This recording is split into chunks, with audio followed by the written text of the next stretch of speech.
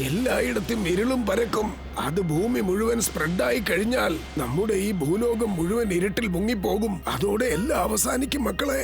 അപ്പൂപ്പ, പക്ഷേ അതിൽ മനുഷ്യരും മൃഗങ്ങളും അടങ്ങുന്നില്ലല്ലോ. അങ്ങോട്ട് നോക്കിയേ, എല്ലാരും കാറ്റിൽ ഫ്രീസായി നിൽക്കുകയാണ്.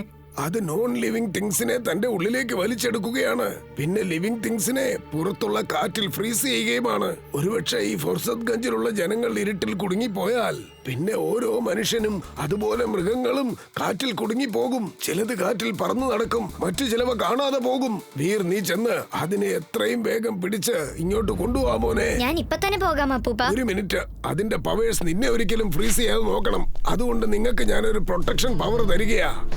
ഇനി അതിന്റെ പവർ കൊണ്ട് നിങ്ങൾ ആരും ഫ്രീസ് ആവില്ല.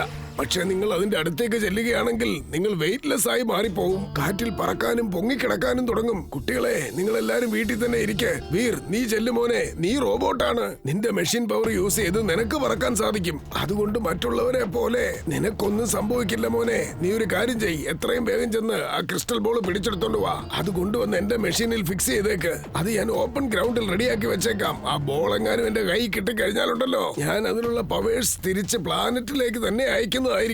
ഞാനിപ്പൊ തന്നെ അതിനെ പിടിച്ചോണ്ട് വന്നേക്കാം അപ്പൂപ്പ.